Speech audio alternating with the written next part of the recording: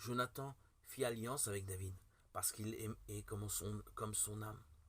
Et Jonathan se dépouilla de la robe qui était sur lui, et la donna à David, ainsi que ses vêtements jusqu'à son épée, et à son arc et à sa ceinture. 1 Samuel 18, 34. Jonathan était un homme de guerre, il avait combattu les Philistins, et les avait vaincus. 1 Samuel 14. Mais face à Goliath, Saül et tout Israël furent effrayés et eurent une grande peur. 17-11. Et Jonathan aussi était resté muet devant le défi du géant.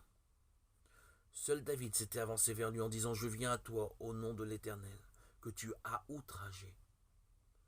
En ces jours, l'Éternel te livrera en ma main. » Jonathan voyait maintenant David se tenant devant Saül, la tête de Goliath à la main, le géant vaincu.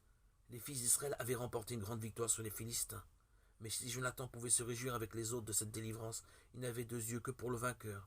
L'âme de Jonathan se lia à l'âme de David, et Jonathan l'aima comme son âme. Cet amour de Jonathan pour David est répété au verset 3, et se manifeste par des actes éloquents. Il lui donne sa robe de fils du roi, montrant qu'il le reconnaît comme celui qui est digne du trône, et qui régnera à sa place, comme il le dira plus tard. Il lui donne ses armes, il le reconnaît comme celui qui seul a combattu et obtenu la victoire pour tous.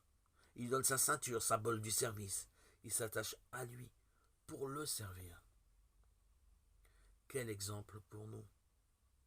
Avons-nous considéré celui qui a vaincu notre ennemi, le diable, et nous a délivrés en donnant sa vie pour nous? Si nous avons cru en Jésus comme notre Sauveur, nous sommes-nous simplement réjouis d'être ainsi sauvés pour l'éternité? Ou notre cœur s'est-il réellement attaché à lui comme l'âme de Jonathan s'est liée à l'âme de David? L'apôtre Paul pouvait dire « Ce que je vis maintenant dans la chair, je le vis dans la foi au Fils de Dieu, qui m'a aimé et qui s'est livré lui-même pour moi. » Galates 2:20.